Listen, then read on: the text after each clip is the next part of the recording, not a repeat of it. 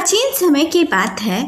मिथिला के राजा कला और साहित्य के बड़े ही प्रेमी थे। उन्हें कविताएं इतनी प्रिय थी कि कवि को मुंह मांगा पुरस्कार तक दे देते थे। आए दिन उनके दरबार में कोई न कोई आता रहता और अपनी कविता सुनाकर पुरस्कार प्राप्त करता। उन्हीं के राज्य के एक गांव में 4 मित्र रहते थे। चारों ही निपट गंवार थे। ऊपर से मेहनत वाला काम करने में उन्हें कोई दिलचस्पी भी नहीं थी। जैसे तैसे करके उनका गुजारा हो जा रहा था। एक दिन चारों मित्र मंदिर के पास बैठे हुए थे और बहुत ही गहन विचार विमर्श कर रहे थे कि कुछ ऐसा किया जाए कि खाने के लाले ना पड़े। पर क्या किया जाए यह किसी की समझ में नहीं आ रहा था। उनमें से एक बोला, हम इसी गांव के मंदिर में पुजारी बन जाते हैं, फिर सारा गांव यहाँ चढ़ावा लेकर आएगा तो हमें अपना जीवन यापन करना आसान हो जाएगा। दूसरा बोला, मूर्ख, एक मंदिर में एक ही पुजारी होता है, पुजारी भी ऐसा जो सब पूजा पाठ कराना जानता हो। हम में से ये कोई भी जानता ही नहीं। फिर तो हमें साधु बन जाना चाहिए, मथुरा चलना चाहिए, बस कृष्ण कृष्ण कहना होगा और हमें कुछ नहीं करना होगा।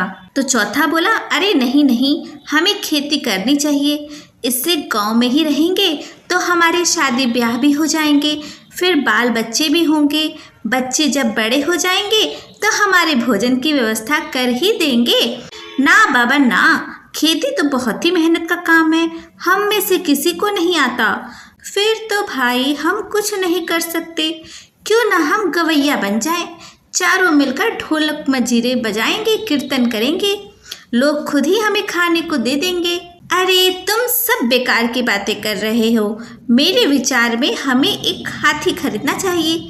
लोग उसे गणेश मानते हैं, जहाँ से भी वह जाता है लोग सर झुकाते हैं और श्रद्धा से कुछ न कुछ देते ही हैं। यही ठीक रहेगा। पर हाथियों को चींटियों से बचाना होता है, तो पहले चींटियों का ही तो काम तमाम कर देते हैं। बड़ा ही अच्छा विचार है, पहले चींटियों को मारते हैं तब हाथी लाएंगे। चींटियां कहाँ मिलती हैं? अरे मूर्ख, जहाँ मीठा होता है वहीं तो चींटियां मिलती हैं। अच्छा, तो हमें पहले मीठी का इंतजाम करना होगा। फिर चारों अपने अपने घरों से शक्कर लेकर आए और जमीन पर फैला दी। शाम तक हजारों की संख्या में चींटियां वहां पर आ गई। फिर चारों मूर्ख उन चींटियों पर टूट पड़े और अपने पैर पटक पटक कर उन्हें मारने लगे। एक ने गुस्से में कहा, हमारे हाथी की सूंड में घुसेगी। दूसरा बोला, बेचारा कितना तड़पेगी, इन्हें क्या पता इनका क्या बिगाड़ा है हमारे हाथी ने, नुकसान तो हमारा होगा ना, और खाओ मीठा। तभी वहां से गांव के कुछ लोग गुजर रहे थे। एक ग्रामीण ने आश्चर्य से कहा, अरे मूर्ख मंडली, अपने कदमों को पटक पटक कर क्या कर रहे हो? गांव वाले जब पास आकर देखे तो देखा कि मूर्ख मंडली बेजुबान चींटियों को मार रही थी। अरे मूर्ख, इन चींटियों ने तुम्हारा क्या बिगाड़ा है? अरे नहीं बिगाड़ा तो आगे बिगाड़ सकती है, यह हमारे हाथी के सूंड में घुस सकती है। हाथी? हाथी कहाँ है? हाथी हमने अभी खरीदा कहाँ है? विचार बना रहे थे तभी इन चींटियों का ख्याल आ गया, सोचा पहले इन्हीं से निपट ले। अरे दर्जनों जीव हत्या कर रहे हो तुम लोग, बड़े मूर्ख हो तुम। सब मूर्खता के काम से बाहर आओ, कुछ काम धंधा करके कमा कर खाना सीखो। इसीलिए तो हाथी खरीदने का विचार है। तो हाथी कोई हल्दी की गांठ है? इतना धन है तुम्हारे पास? चारों हक्के बक्के रह गए। धन तो नहीं है, फिर हाथी कहाँ से खरीदेंगे? चारों बैठकर विचार करने लगे। यह बात तो सही है। चारों मित्र इसी उधेड़-बुन में खोए थे कि हाथी खरीदने के लिए धन कहाँ से आए। तभी उन्हें लाल बहादुर आता हुआ दिखाई दिया। दरअसल लाल बहादुर एक बहुत बड़ा कवि था और वह अपने सर पर एक बड़ी सी पोटली लेकर मस्ती में गुनगुनाता हुआ आ रहा था।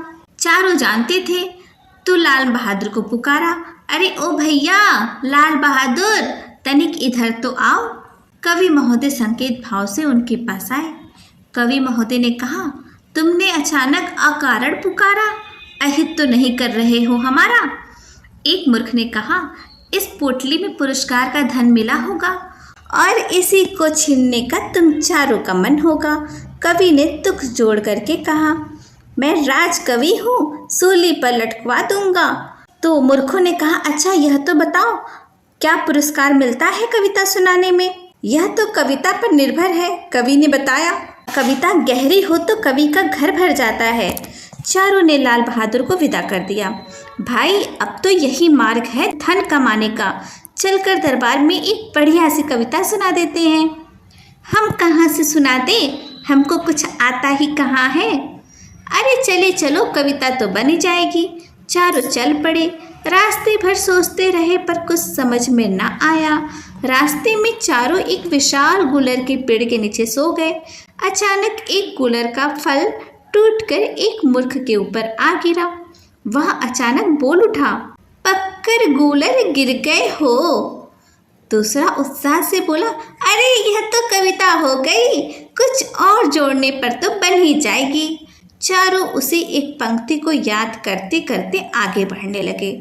रास्ते में एक औरत पीपल के पत्ते तोड़कर ले जा रही थी। दूसरा मूर्ख बोला, लायो पीपरी नारी। तीसरे ने कहा, यह तो कविता बन गई। थोड़ा सा आगे बढ़े, बगीचे में पहुँचे तो वहाँ पेड़ों से टूटकर इतनी जामुन जमीन पर गिरी पड़ी थी कि जमीन काली नजर आ रही थी। चारों बिन बिन कर जामुन खाने लगे। एक बोला, कितनी जामुन है सारा दिन, जामुन अंत न पायो। तीसरा साथी बोला, अरे वह मेरे हिस्से का काम भी हो गया, जमन अंत न पाई हो कैसी रही। गुल्लर पक्कर गिर गए हो, लायो पीपरी नारी, जामुन अंत न पायो। भाई अब तो बात बनती बनती नजर आ रही है। एक मूर्ख बोला, अब तो बस इस चौथे यार को कुछ सोचना होगा। मैं भी सोच लूँगा, कुछ नज़र तो आने दो। फिर चारों वहाँ से चल पड़े। अब मिथिला नगरी दिखाई देने लगी। चौथा अभी तक कुछ सोच पाया नहीं था। तभी उन्हें दो औरतें लड़ाई करती हुई दिखाई पड़ी। उनमें से एक बूढ़ी थी और दूसरी जवान। दोनों आपस में झगड़ रही थी। मूर्खों ने उनसे आपस में झगड़ने का कारण पूछा तो वृद्धा बोली, यह तो मेरी बहू है। सास बहू तो आपस में झगड़ती ही हैं, तुम अपना रास्ता नापो। चौथा बोला, बरबस ठानी रार। भाई वह तो हमारी कविता पूरी हो गई, चलो अब दरबार चलते हैं। चारों मित्र खुश थे कि एक बहुत ही कठिन काम वे मिलकर कर चुके। अब दरबार में कविता सुनाने की देरी थी। राजा उन्हें ढेर सारा पुरस्कार देंगे और वे हाथी खरीद लेंगे। अब चारों दरबार में पहुँचे तो दरबार पूरी तरह सजी हुई थी। मिथिला नरेश अपने सिंहासन पर बैठे थे। महाराज की जय हो, हम चारों संयुक्त कविता के कवि हैं और आज राज दरबार में अपनी बनाई हुई एक कविता आपको सुनाने की आज्ञा चाहते हैं। महाराज खुश हो गए। कविता तो उनको प्रिय थी।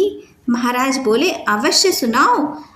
कवि महोदय बोले, महाराज हमें पुरस्कार में इतना धन तो मिल ही जाएगा कि हम हाथी खरीद सके और अपना जीवन यापन कर सके। सारे दरबारी यह बात सुनकर हंस पड़े। ऐसा कवि सभा में पहली बार हुआ था।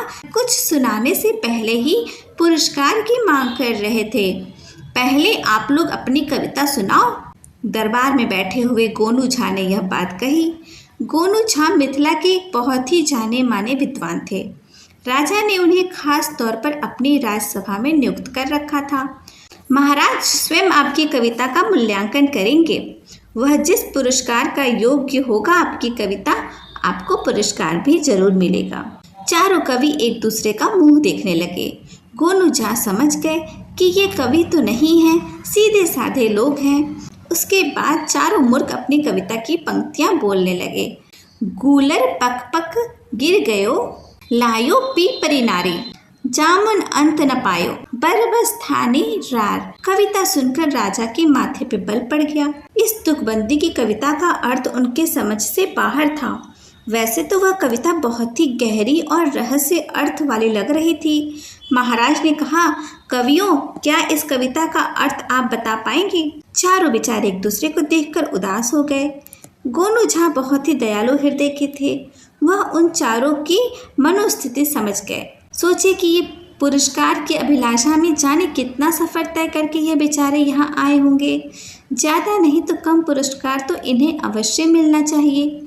गोनू झा बोल पड़े, महाराज यह कविता बहुत ही गहरी अर्थ वाली है। तब मिथिला नरेश उत्सुक होते हुए उस कविता का अर्थ पूछा। उन्होंने अपने विद्वान दरबारियों की परीक्षा का उचित समय जानकर उन्हें आज्ञा दी कि इस कविता का अर्थ बताएं। सारे दरबारी असमंजस में पड़ गए। उन्हें समझ ही में नहीं आ रहा था कि इस कविता का क्या अर्थ है। कोई दरबारी भी इस कविता का अर्थ महाराज को नहीं बता पाया। एक ने कहा, महाराज यह भी कोई कविता है, इसका क्या अर्थ हो सकता है, यह तो तुकबंदी है।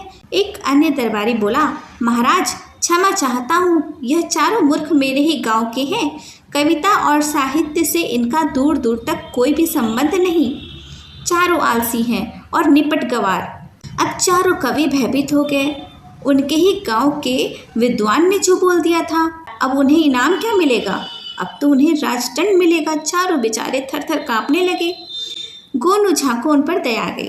वे बोले, महाराज मुझे खेद है कि हमारे विद्वान दरबारी अपनी असमर्थता को इनकी मूर्खता कहकर छुपा रहे हैं। तो महाराज ने कहा कि क्या आप इस कविता का अर्थ बताएंगे? गोनू झा ने कहा, अवश्य महाराज। यह कविता रामायण काल में मंदोदरी की व्यथा की ओर संकेत करती है। मंदोदरी जो कि रावण की धर्मपत्नी थी। गोनू झा ने कहा, रावण की मृत्यु के पश्चात मंदोदरी ने कहा कि गूलर पककर गिर गए हो, अर्थात लंका जैसा विशाल महल गूलर की तरह गिर गया। लो पिपरी नारी अर्थात लायो पीपरी नारी, अर्थात कि उसका पति रावण पराई स्त्री का हरण करके लाया था। महाराज मंत्रमुग्ध हो गए। क्या गहरा अर्थ निकलता है। गोनू झा ने आगे स्पष्ट किया, जामुन अंत न पायो, अर्थात जिस त्रिलोकीनाथ राघवेंद्र राजा राम का तीनों लोकों में किसी ने भी अंत ना पा सका, बरबस ठानी रार, अर्थात उन पुरुषोत्तम से बरबस ही लड़ाई कर ली और काल की भेंट चढ़ गए। कविता का उचित अर्थ जानकर बहुत खुश हो गए। मिथिला नरेश बहुत खुश हो गए। उन्होंने पुरस्कार में एक हाथी सहित उन चारों मूर्खों को कुछ धन भी दिया। सारे दरबारी सन्न रह गए। एक तो गोनू झा ने उनकी योग्यता पर प्रश्न चिन्ह लगा दिया था, दूसरे चार मूर्ख को पुरस्कार भी दिला दिया। ऊपर से मिथिला नरेश के मन में गोनू झा का सम्मान और भी बढ़ गया। इस प्रकार गोनू झा ने चारों मूर्खों की मनोकामना पूरी कर दी और दरबार में स्वयं भी सम्मानित हुए। चारों मूर्ख अपना इनाम लेकर वापस अपने गांव लौट आए और उन्होंने कसम खा ली कि आज के बाद वो मेहनत से ही अपना जीवन यापन करेंगे। तो दोस्तों, यह थी आज की कहानी। कैसी लगी कमेंट करके ज़रूर बताइएगा। धन्यवाद।